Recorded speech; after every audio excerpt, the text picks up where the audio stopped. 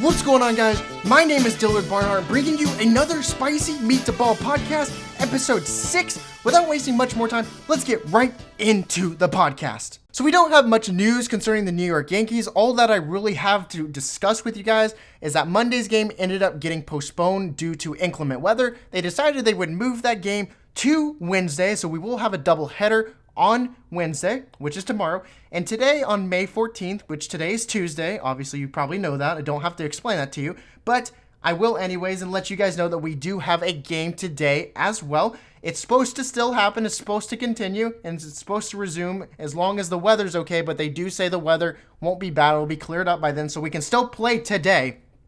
Fortunately, we will have Yankees baseball today at 5:35 Central Time. Depending on your time zone, you just kind of fluctuate with the time.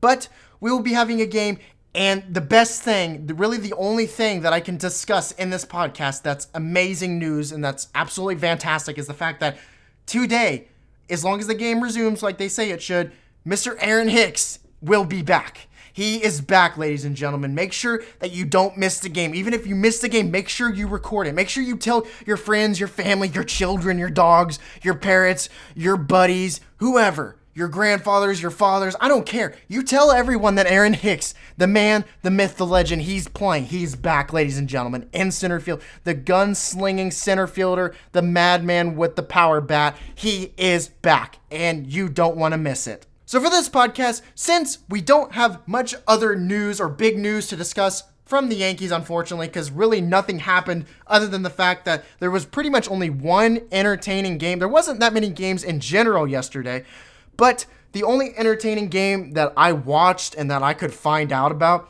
was the Athletics and the Mariners. The Mariners were not expected to win the game, but due to a few bad calls, a 3-run homer to tie the game up, and some luck and some clutch plays in the bottom of the 10th inning, the Mariners were able to pull off an amazing walk-off fashion. It was a really good game, and that was pretty much the only worthy note game to discuss.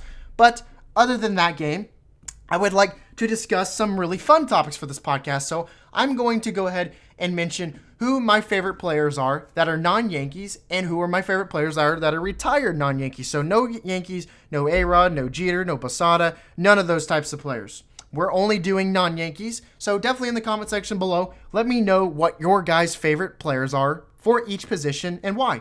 So my favorite players for the non-Yankees, the pitcher would have to go to Kershaw, closing pitcher Doolittle, catcher Molina, first base Paul Goldie, second base Jose Altuve, shortstop Francisco Lindor, third base Alex Bregman, left fielder Chris Davis with a K, obviously, not Chris Davis, the first baseman from the Orioles.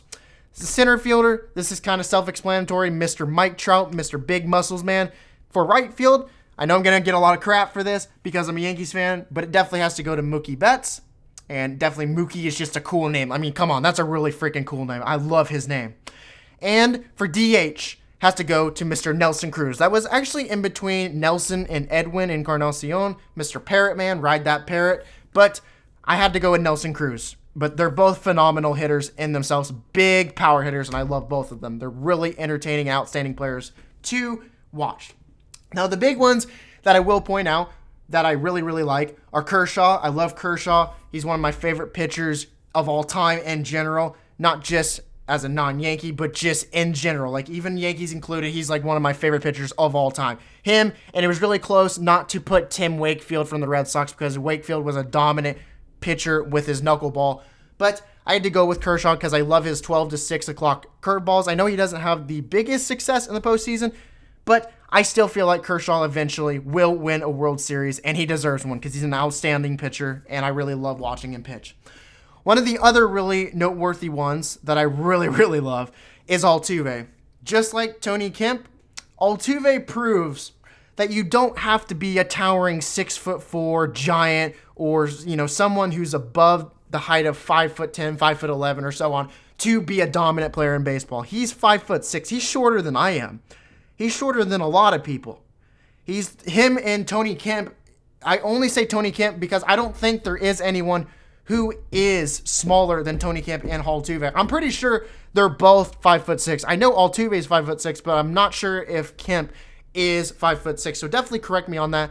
But Altuve proves that it doesn't matter your size, you can become a dominant baseball player. He does it day in and day out. I know he's been on a crazy slump lately, but we all know he'll get out of it, and he's just a fantastic player. I mean, anyone with that kind of height, with 5'6", and is unleashing a massive amount of power to put the ball not only on the train tracks at Minute Maid Park, but over the train tracks and over the stadium, that's crazy. That's an insane amount of power. Don't even say PEDs. I just don't. Like Altuve, how he is and his personality and how he is as a baseball player, there's no way he uses PEDs. Like, that is just a completely ridiculous argument to make, in my humble opinion. So the other one that I'd like to mention that is a really notable one is Mr. Mike Trout. Mike Trout, I know this is probably a player that everyone's going to say all the time, but I definitely have to give it to Mr. Mike Trout due to the fact that, I mean, he's just off the charts. Like, he has stats of his own. I'm sorry if you can hear hammering in the background. Someone is definitely hammering something, so I do apologize for that. But Mike Trout, he's in a class of his own. I would say Mike Trout is arguably one of the greatest, if not the greatest player of our generation. Put anyone in that list, and I would say Mike Trout would win overall. He could retire right now, and he would be inducted into the Hall of Fame. Like, obviously not immediately, but he would be in the Hall of Fame, even if he retired today, which obviously he's not. But that just proves how much success that he's had already. And he still has so many more years of baseball to play. And he has so many more fantastic and notable career-worthy moments to watch. And I'm just going to keep supporting Mike Trout. He's just an overall amazing baseball player, amazing personality, and you really can't say anything bad about the guy. He's awesome, and there's nothing else you can say about it. For the second part, these are my favorite players that are retired non-Yankees. So these honors would go to Mr. Pedro Martinez as the starting pitcher. The closing pitcher would be Billy Wagner, especially in his days as a Houston Astro. For the catcher, it would be Mike Piazza, especially in his days as a Met. The first baseman and the second baseman are both killer bees, belonging to Jeff Bagwell and Craig Biggio. I would like to mention Craig Biggio, not just as a retired non-Yankee, and even including Yankee players. Craig Biggio is one of my favorite players of all time. I loved him. He was so fun. The Killer Bees in general were really fun guys to watch, but Craig Biggio really stood out to me. So for the second baseman, it would definitely be Craig Biggio, like I said before, like without a doubt and a shadow of doubt in my mind.